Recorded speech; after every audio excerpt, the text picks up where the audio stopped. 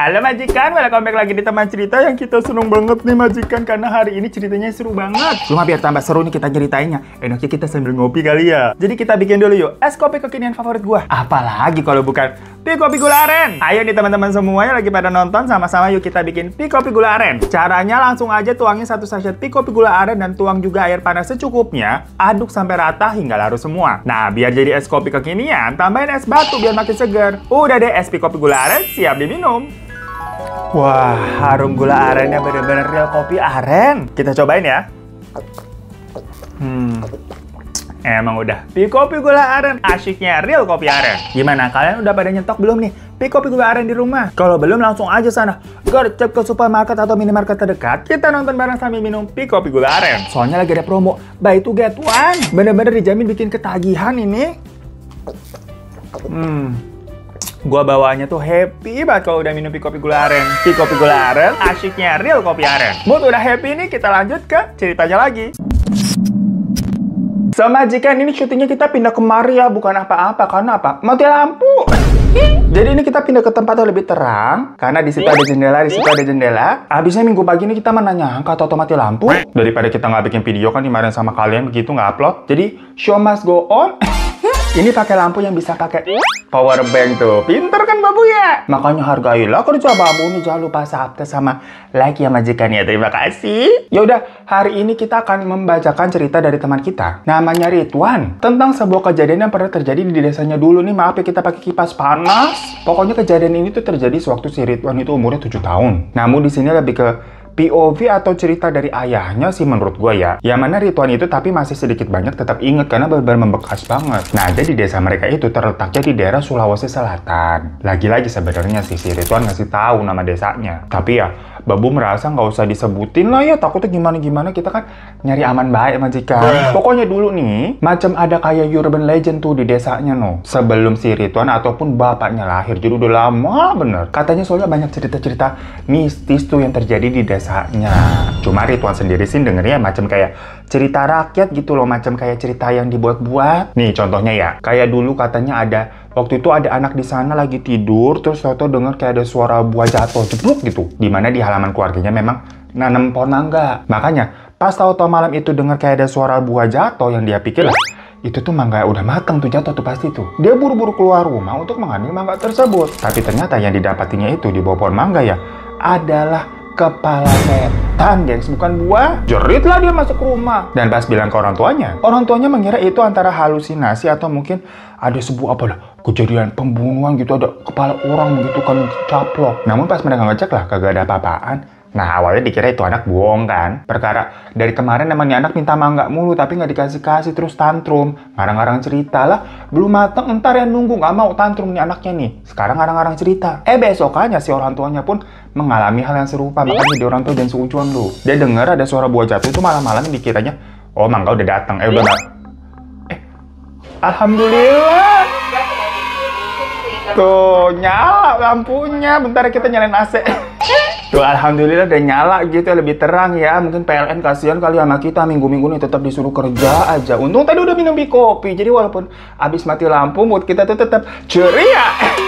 Udah lanjut ya, tadi denger kayak ada suara buah jatuh gitu kan. Dikirain mangga udah mateng nih. Sama kayak pikiran anaknya kemarin. Dan pas dicek ternyata ya kepala. Terus ada juga cerita dari seorang warga lain yang katanya pernah melihat segerombolan perempuan cantik berkebaya kuning yang entah dari mana tuh datangnya. Dikira ini cewek-cewek mau pementasan datang dari mana begitu ya. Tapi pas diikutin sama orang itu untuk melihatkan nih cewek-cewek mau mentas di mana, rombongan perempuan tersebut malah menuju ke sebuah sumur dan masuk gitu aja gengs pada ke dalam sumurnya satu persatu. Coba lah, orang itu langsung kaget, lapor ke warga lain. Dan pas mereka cek ke dalam sumurnya, kagak ada manusia di dalam situ. Karena jumlah rombongan wanita tadi kan banyak. Kalaupun bener masuk ke dalam sumur, pasti numpuk itu tindih-tindihan. Cuma ini kosong sumurnya, air doang. Itu juga airnya cetek karena waktu itu lagi musim kemarau katanya. Nah, setelah kejadian itu katanya nih banyak anak di desa tersebut yang jadi sakit demam. Hingga dipanggilnya semacam dukun untuk mengobati para anak-anak yang sakit ini. Nah, pas di Terawang nih, katanya memang ada sosok jin di desa tersebut yang marah karena para warga nih menebang banyak pohon di hutan secara sembarangan. Gimana jin yang marah itu adalah si gerombolan perempuan berkebaya berkebaya kuning itu yang akhirnya pindah tempat ke sumur. Mereka itu adalah katanya para bawahan dari Ratu Jin yang ada di desa itu, cenah. Soalnya di desa tersebut, jin yang menghuni itu katanya mayoritasnya adalah jin perempuan yang memiliki seorang ratu. Kenapa tahu-tahu ada telepon? Bentar dulu dong, ini kita mau buat video.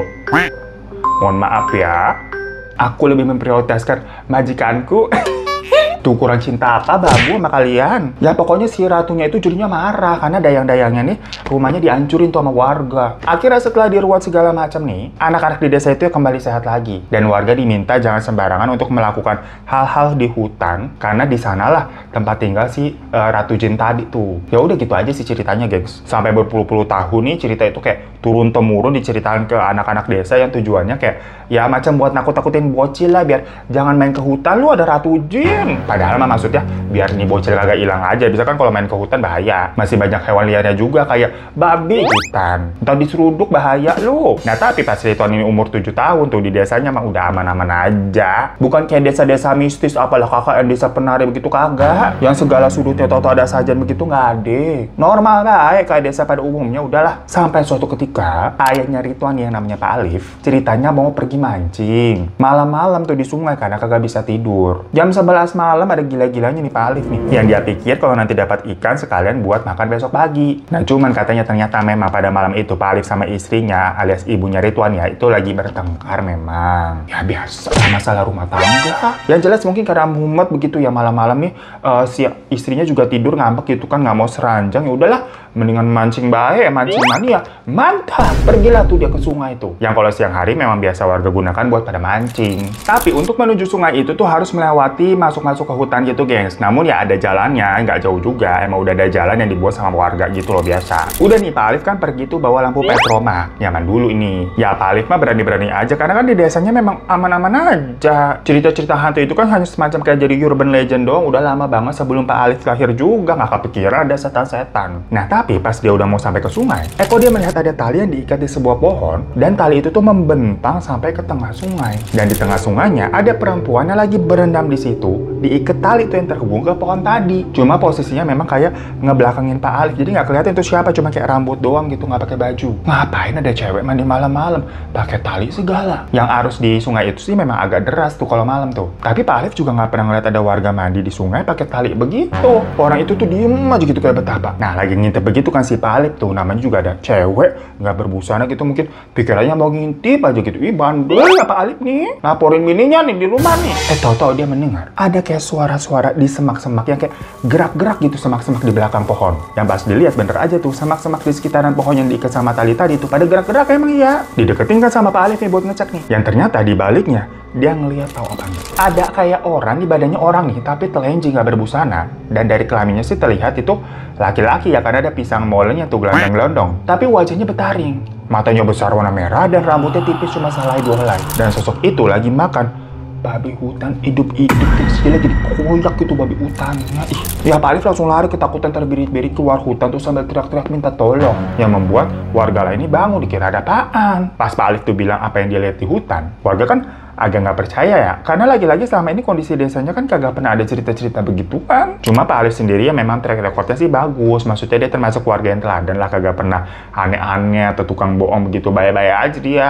Jadinya udah warga berbondong-bondong langsung ngecek ke lokasi yang diceritakan sama Pak Alif tadi tuh pada bubu obor. Dilihat di sungai sih udah nggak ada nih orang yang berendam nih, udah nggak ada siapa-siapa. Tali yang diikat di pohon juga udah nggak ada. Namun di sekitaran situ terdapat darah yang tercipat-cipat di semak-semak, di tanah-tanah, iya di tanah begitu. Yang mana sepertinya itu darah babi yang tadi dikoyak. Cuma babi hutannya juga udah nggak ada, cuma ada darahnya doang. Dan ditemukan ada secari kertas di tanah tuh yang berisikan kok ini kayak mantra ya. Namun awalnya pada malam itu warga ini belum tahu ini tulisan mantra apaan. Ya udah karena nggak ada hal lain yang ditemui lagi, mereka pada balik. Omongan Pak Alif juga jadi cukup dipercaya karena warga kan ngeliat sendiri tuh ada darah dan kertas mantra tadi yang aneh lah. Tapi warga belum tahu ada apa dengan hal tersebut. Nah di rumah Pak Alif nih rasanya nggak tenang gitu, dia masih merinding dengan apa yang dilihatnya. Dan karena sempat jadi rame tadi tuh, dia sama sang istri jadi ngomong lagi tuh kagak marahan, karena sang istri juga jadinya ketakutan minta tidur bareng. Tapi waktu Pak Alif tidur nih, dia mimpi tuh didatangnya sosok pria bertaring tadi tuh yang dia lihat tuh, yang matanya merah besar gitu di hutan. Di mimpinya itu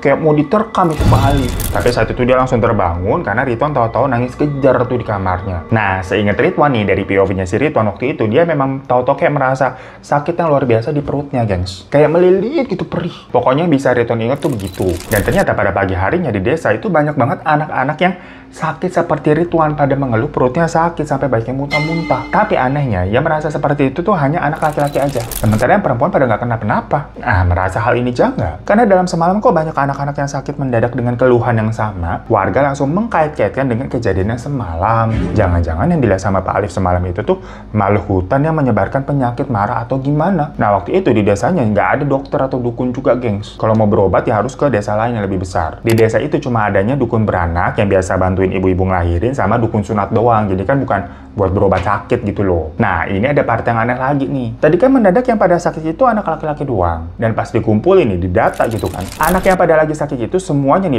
semuanya, gengs, kayak ada 11 orang itu yang belum pada sunat semua. Kayak si itu anak waktu itu umur 7 tahun tuh belum sunat. Karena di desa itu biasanya anak laki-laki katanya disunatnya usia 9 sampai 10 tahunan lah. Yang jelas ini kayak tambah aneh dong. Kenapa ada anak laki-laki yang belum disunat mendadak pada sakit semua? Nah, karena itu kepala desa nih semacam apa ya, mendiagnosa sendiri gitu. Dia meminta dukun sunat untuk mengadakan sunat massal buat ke 11 anak ini. Ya lagi-lagi karena pokoknya ini kan namanya juga warga desa zaman dulu pada berspekulasi atau cocok lagi sendiri. Mikirnya kan semua ini kejadian karena cerita Pak Alif yang semalam tuh melihat ada makhluk di hutan. Terus nyambung-nyambungin lah sama urban legend zaman dulu di desa itu yang juga pernah ada tiba-tiba banyak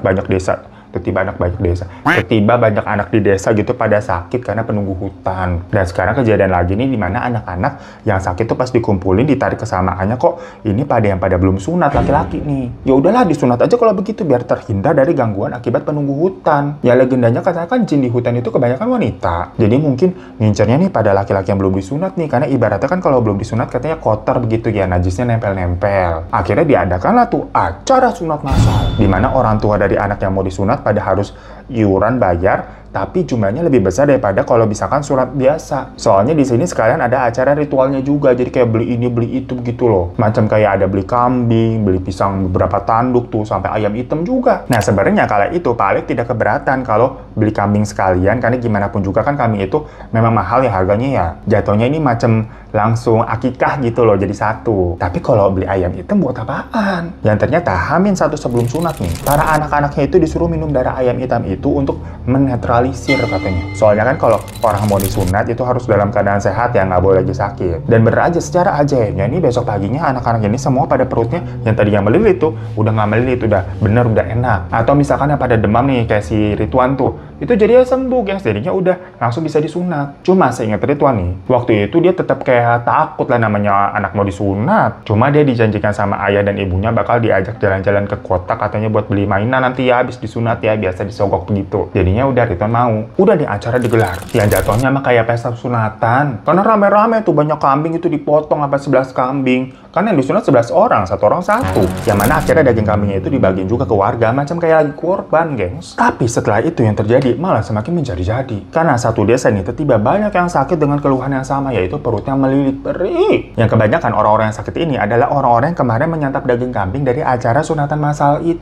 Sementara para anak-anak yang kemarin udah disunat itu memang udah nggak sakit. Namun perilakunya kayak jadi agresif, kayak marah-marah ke orang tuanya mereka. Pokoknya kayak tantrum gitu, gengs. Apalagi si Ridwan tuh, perkara kalau Ridwan di kasusnya ya, dia langsung nagih janji ke orang tuanya untuk beli mainan di kota kan. Namun keadaannya waktu itu pisang molonnya dia tuh masih basah tuh, belum kering. Ya namanya juga habis disunat kemarin, nanti dulu kali. Ditambah uangnya Pak Alif yang kemarin dikeluarkan itu kan juga cukup besar. Ya sabar kayak nunggu sebulan lagi nak ya. Tapi Ridwan namanya juga anak kecil, langsung tantrum dia bermaunya. Sekarang apa guling-guling? Yang menyebabkan pisang molonnya pendarahan karena kegesek-gesek lah. Ngilu banget ya. Cuma waktu itu Ridwan katanya nggak merasakan sakit waktu lagi tantrum itu. Karena kalau sakit dia pasti berhenti dong. Jadi macam kayak kesetanan. Bapak ibunya panik lah ngeliat itu berdarah. Yang jelas hal itu menyebabkan infeksi. Yang akibatnya katanya sampai sekarang nih, sewaktu si Ridwan udah gede nih maksudnya ya maaf kita juga ngilu dengernya, kondisinya itu jadi tidak normal atau sedikit cacat, gengs. Namun untuk detailnya gimana kita juga kurang paham ya, karena ini termasuk too much information begitu, sepertinya agak personal.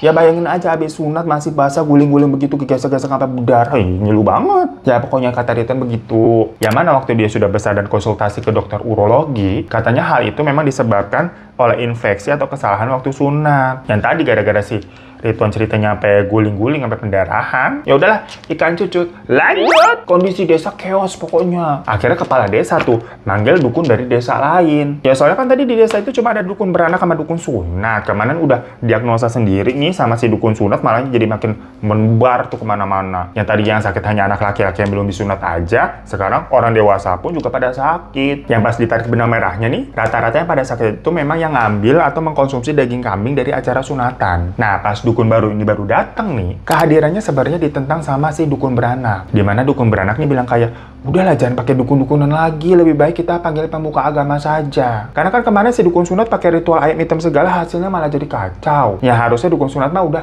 nggak usah pakai urusan ritual-ritual segala. Ya karena merasa disalahin mungkin ya si dukun sunat nih bilang kayak, lah kamu kan juga dukun sama. Dukun teriak dukun ya, pokoknya jadi chaos lah. Sampai jadi banyak warga yang ikut menyalah-nyalakan si dukun sunat. Karena kan kemarin berarti sok tahu begitu ya. Dia yang harusnya tidak punya kapasitas untuk mengadakan ritual-ritual, tapi tahu-tahu jadinya nih banyak warga yang kena balak tuh jadi nyebar. Pokoknya si dukun sunat jadi diserang, sampai kabur dari desa. Yang membuat orang jadi makin curiga, loh kok si dukun sunatnya malah kabur setelah ada huru-hara nih. Ya udah akhirnya makanya tetap tuh kepala desa manggil dukun baru tadi yang kabarnya memang sakti dari desa lain. Namanya Rohani, cewek. Dan terbilang katanya masih muda, maksudnya lebih muda daripada kepala desa atau ibunya Ridwan. Rohani bilang kalau ternyata di desanya Ridwan itu memang telah dikutuk oleh penghuni hutan yang marah. Pak Alif nih selaku orang yang menjadi saksi melihat penampakan sosok misterius di dalam hutan waktu malam itu, dipertemukan sama kepala desa dengan Rohani. Pak Alif ceritakan apa yang dia lihat dan mengaku kalau dimimpiin juga sama sosok tersebut. Dikasih juga kan tuh kertas mantra yang sempat ditemukan di dalam hutan. Nah, melihat kertas itu dan mendengar cerita dari Pak Alif tadi, Rohani bilang kalau sepertinya ada yang sedang melakukan ritual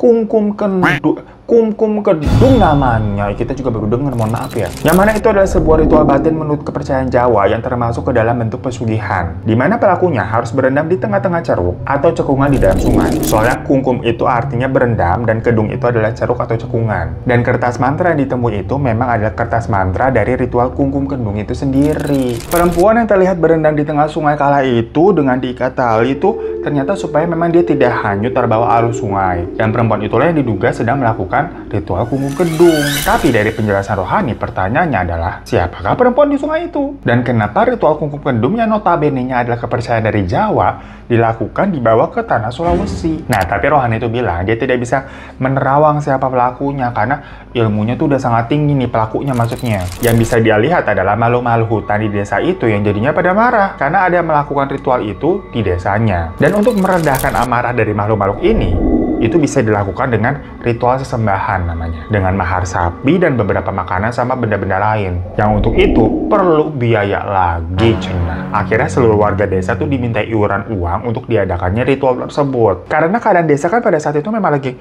chaos banget nih. Jadinya orang-orang dengan ya berat hati mau nggak mau memberikan harta benda mereka untuk diadakannya ritual itu bersama-sama. Namun masalah di sini, kalau Pak Alif tuh dimintai bayaran yang lebih mahal dari semuanya. Karena katanya Pak Alif ini telah melihat sosok penjaga dari pelaku kumkum kedung itu dan pria yang bertaring. Yang mana kalau melihat sosok pria yang bertaring itu merupakan malapetaka besar yang nyawanya bisa terancam. Jadi Pak Alif diharuskan untuk menyerahkan mahar tuh untuk barang-barang ritual yang terpisah. Maksudnya ritualnya akan diadakan 2 kali. Yang satu untuk seluruh warga desa dan yang satu lagi khusus untuk Pak Alif dan keluarganya. Jujur pada saat itu Pak Alif bingung. Karena uangnya udah habis buat sunatan kemarin.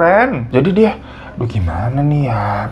Tapi Rohani bilang, ya terserah Bapak, ini keputusan Bapak. Kalau tidak mau dilakukan ritual sendiri, nggak apa-apa. Tapi resikonya tanggung sendiri. Kalau Bapak dan keluarganya bisa-bisa mendapatkan malapetaka yang besar dari makhluk tersebut. Ya takut lah dibilangin begitu. Cuma sembari Pak Alif lagi kebingungan nih nyari uangnya bagaimana, Rohani akhirnya melakukan persiapan untuk ritual dulu nih ke warga desa. Karena masing-masing rumah ini udah menyerahkan iurannya. Waktu diadakan ritual, tiba-tiba hari itu, yang awalnya langit cerah nih, mendadak mendung dan hujan lebat. Tapi Rohani tetap melakukan ritual itu di tengah-tengah lapangan desa dengan keadaan hujan-hujanan sendirian. Semua orang tuh pada nentu lah balik ke rumah. Nah, di part ini nih teringat jelas tuh sama Ridwan karena rumahnya memang kebetulan dekat dengan lapangan tempat si Rohani melakukan ritual tadi. Dimana dari jendela rumah nih si Ridwan melihat ada sosok pria datang dengan tidak berbusana, giginya bertaring, matanya besar berwarna merah itu jalan tuh mendekati rohani dan memakan sapi yang ada di sana hidup-hidup. Pokoknya itu sebuah pemandangan yang benar-benar menakutkan untuk Ridwan. Dia langsung nangis kejer gitu ketakutan. Tapi waktu itu ibunya Ridwan yang ngelihatnya ada macan yang datang untuk mangsa sapi tersebut. Jadi kalau ibunya Ridwan ngeliatnya macan, kalau Ridwan ngeliatnya sosok pria bertaring.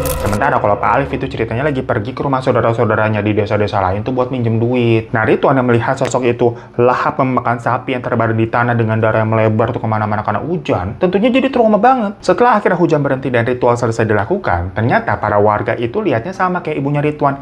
Ada macan tuh yang tahu-tahu datang dan memangsa sapinya, makanya juga nggak pada berani keluar. Menunggu macan itu akhirnya pergi ke arah hutan, baru pas hujan turun warga berani keluar. Pokoknya waktu itu keadaan sapinya udah terkoyak-koyak nggak karuan. Cuma ternyata beberapa anak laki-laki yang ikut disunah sama Ridwan itu sama ngeliatnya kayak si Ridwan, yaitu melihat sosok pria bertaring. Ya mungkin itu adalah macan jadi-jadian ya sebenarnya ya. Sampai akhirnya Pak Alif nih pulang tuh ke rumah, tapi kondisinya lemes banget karena ternyata katanya dia nggak mendapatkan pinjaman uang. Dia bingung tuh harus gimana tuh, gengs. Sementara kepala desa kan menanyakan ya kalau mau dilakukan ritual untuk Pak Alif sendiri sama keluarganya itu bisa besok. Namun kalau Pak Alif memang nggak ada uangnya untuk beli mahar ya terpaksa berarti si rohani ini balik pergi tuh besok ke kampungnya sendiri tuh jauh. Karena uang itu kan katanya buat beli mahar nih, bukan buat bayar rohani. Jadi yang hanya bisa membantu Pak Alif ya dirinya sendiri. Cuma kan konteksnya ini nggak dapat pinjaman. Terus guru piye? Ya pokoknya dibilang rohani masih akan ada di desa ini sampai besok sore ya Pak. Malam itu nih waktu lagi kebingungan gitu ya. Tiba-tiba dukun beranak yang ada di desa tersebut namanya Atik itu datang ke rumah. Dia bilang ke Pak Alif untuk jangan ngasih uang ke rohani karena dia mencurigai rohani nih dukun palsu katanya begitu. Udah Pak Alif pegang ini aja kata si Atik sambil ngasih kalung emas yang ada batu kecilnya gitu warna merah. Atik bilang katanya itu untuk penolak bala. Kalung itu adalah peninggalan turun-temurun dari orang tuanya Atik yang biasa dipakai saat membantu ibu-ibu di desa itu melahirkan. Pokoknya untuk menangkal makhluk-makhluk yang suka ganggu saat proses lahiran lah. Soalnya kan namanya lahiran banyak darah segala macam tuh bau tuh narik lembut. Berhubung saat itu tidak ada yang mau melahirkan di desa, jadi kalung itu dipinjemin sama Atik lah sementara waktu. Kalau nih Pak Alif diganggu sama makhluk bertaring itu, katanya kan lagi diincar. Waktu itu Pak Alif nggak bisa mikir apa-apa, dia yang kalut nih maksudnya udah nerima aja tuh kalungnya. Nah di sini lagi-lagi Ridwan juga ingat banget kejadiannya. Dimana malamnya tuh mereka sekeluarga nggak bisa tidur. Selain karena merasa takutnya dihantui karena paranoid dengan cerita atau omongannya rohani tentang makhluk yang katanya mengincar keluarganya itu, Ridwan sendiri itu juga keadaannya kan masih sakit tuh perkara infeksi di pisang molennya belum kelar. Jadinya moodnya tantruman nangis mulu. Malam itu dia merasa perih banget di bagian pisang molennya itu dan merasa demam juga. Pokoknya nangis-nangis rewel begitulah, jadi bapak ibunya ngerawat dia. Tiba-tiba ada suara kepala desa nih manggil-manggil kayak,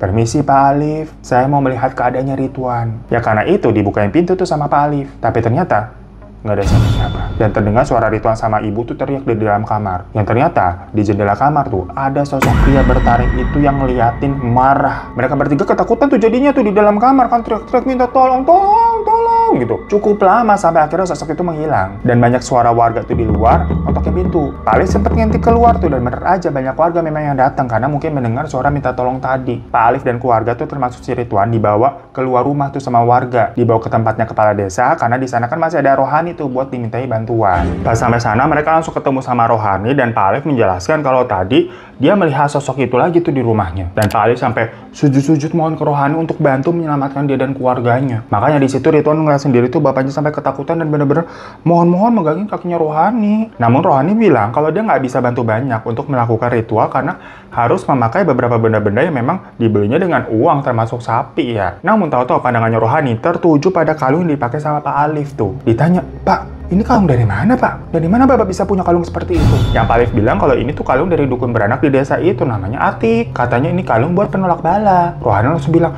"Buang kalung itu Pak. Kalung itu justru penarik makhluk tersebut. Makanya mungkin tadi makhluk itu datang ke rumah Bapak." Dengar begitu ya kaget kan Pak Alif. Kalung itu langsung dicopot dan dikasih ke rohani. Sementara warga yang dengar langsung pada negatif thinking ke Atik dong. Kok Atik punya kalung begitu yang katanya bisa menarik makhluk bertaring? Bentar-bentar jadi pada mikir nih. Waktu di malam Pak Alif mau mancing dan cerita kalau dia melihat ada perempuan mandi di sungai yang diikat di tali pohon, jangan-jangan itu tuh Atik si dukun beranak yang lagi melakukan ritual kungkum kendung. Langsung pada naik pitam warga nih berbondong-bondong ke rumahnya Atik. Yang ternyata di sana bener Atik udah nggak ada guys, sudah pergi nggak tahu kemana, kabur dia. Wah jangan-jangan iya bener nih yang menebar teror dari kemana tuh si Atik. Cuma Pak Ali sama keluarga kan nggak begitu mikirin tentang Atik ya, maksudnya ya mereka lebih fokus ke nasib mereka gimana nih jir gitu.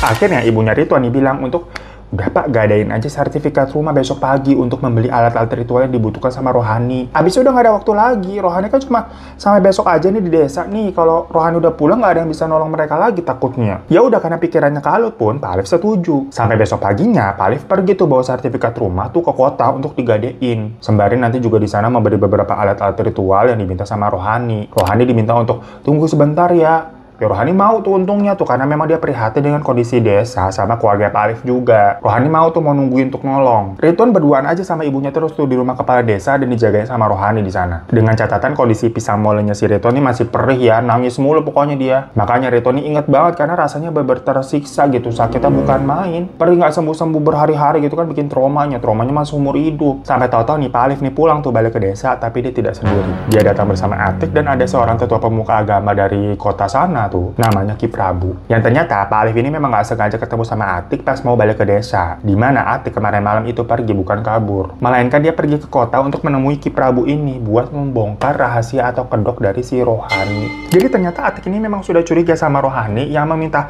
uang dalam jumlah yang besar dengan alasan katanya buat bahan ritual kan. Dan Atik yang memang peka nih karena keturunan dari orang tuanya turun-temurun. Dulu pokoknya dia misalkan kalau ada ibu hamil nih, mau lahiran di desa, Atik merasa ada yang nempelin atau ngincer bayinya segala macam. Diam-diam Atik ini akan melakukan hal-hal seperti apa? Puasa muti dulu sebelum mengeluarkan bayinya atau wejangin si ibu hamil untuk jangan ini, jangan itu ya Bu. Karena memang si Atik ini peka banget sebagai dukun beranak dengan yang hal-hal tak kasat mata lah. Nah, dia merasa aura dari kepala desa itu belakangan terlihat berbeda. Seperti ada aura negatif yang besar banget. Sampai-sampai kalau Atik di dekat kepala desa nih, dia merasa kayak kedorong atau sesek gitu lah energinya. Wah, ada nggak bener nih. Makanya dia ngasih kalung turun-temurun yang selalu dia pakai untuk melindungi dirinya sendiri itu ke Pak Alif. Yang katanya Pak Alif ini kan sama keluarga diincar makhluk bertaring. Sementara itu, dia pergilah ke kota untuk menemui Ki Prabu yang ternyata Ki Prabu ini juga masih ada hubungan saudara jauh sama keluarganya Atik nih untuk membantu desanya. Dan pas Ki Prabu ngeliat Rohani sama si kepala desa, bener aja ternyata ada yang salah dengan mereka. Dimana ternyata si Rohani ini adalah saudara dari iparnya si kepala desa. Dan Rohani itu memang orang Jawa. Perempuan yang dilihat Pak Alif yang waktu mau mancing di sungai lagi berendam tuh,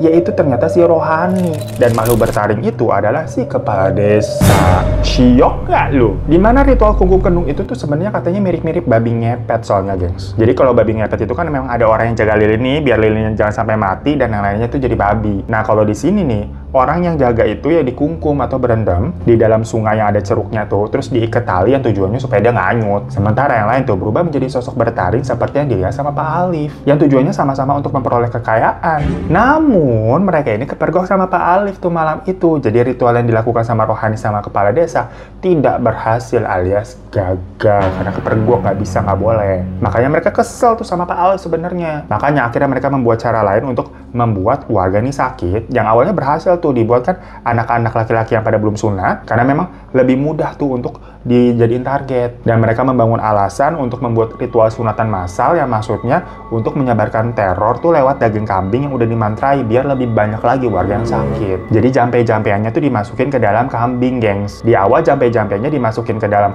anak-anak laki-laki yang belum pada sunat tuh karena memang lebih gampang. Soalnya tadi kita udah bilang kan kalau belum sunat tuh banyak najis segala macem, jadi dimasukinnya itu gampang. Sementara kalau udah dewasa segala macam tuh lebih susah. Makanya akhirnya di jampe-jampenya lewat daging kambing itu. Nah di sini sebenarnya si dukun sunat tidak tahu mengenai rencananya kepala desa. Dia pokoknya dijanjiin dapat upah yang banyak aja dari jasa sunatnya kan. Tapi kan pada saat itu orang tua yang pada ngasih duit itu kan bayarannya lebih mahal daripada sunat biasa. Nah itu sisanya masuk ke kepala desa. Tapi akhirnya si dukun sunat yang disalahin sama warga. Karena ketakutan ya dia kabur, takut jadi bulan-bulanan. Setelahnya Rohani ini tuh datang ke desa untuk menyembuhkan warga dengan minta bayaran yang mahal dengan kedok untuk beli bahan-bahan ritual. Ya manggil Rohani ini kan si kepala desa juga emang. Jadi emang udah direncanain mereka berdua ala-ala. Perkara sebelumnya ritualnya digagalin sama si Pak Alif gara-gara kepergok. Tapi semenjak kedatangan Rohani, Atik ini mencium ada hal janggal dan kebongkar akhirnya. Warga bener nggak percaya kalau ternyata mereka kena tipu muslihat dari kepala desa sendiri yang mengeruk uang warganya sendiri. Apa kabar dunia? Zolim banget ya begitu ya. Langsunglah Rohani sama kepala desa jadi bulan-bulanan warga yang pada ngamuk. Dan Ridwan bilang selanjutnya dia tidak ingin menceritakan apa yang warga lakukan kepada dua orang ini. Karena katanya terlalu sadis dan mengerikan lah. Ya kalian paham ya majikan ya. So itu majikan cerita dari Ridwan di desanya sewaktu dia kecil, yang semenjak itu desanya kembali seperti semula lagi. Walaupun awalnya ditakutkan dan banyak rumor-rumor kalau katanya rohani dan kepala desa gentayangan segala macam, tapi ya tidak terbukti. Maksudnya itu juga cuma jadi kayak cerita-cerita takut-takutan di awal-awal aja semenjak kejadian itu. Sampai akhirnya bertahun-tahun berlalu, aman-aman aja desanya. Cuma ya nggak nyangka aja, maksudnya di sini ternyata pelakunya kepala desa sendiri, pemimpin mereka sendiri lah. Apa kabar dunia? Serem banget ya kalau cerita-cerita begininya. Ya thank you banget ya Ridwan untuk ceritanya. Dan buat teman-teman semua yang mau kirim-kirim cerita, biasa langsung bisa ke email di bawah ini. Terima kasih semuanya dan sampai jumpa lagi di teman cerita selanjutnya. Assalamualaikum warahmatullahi wabarakatuh.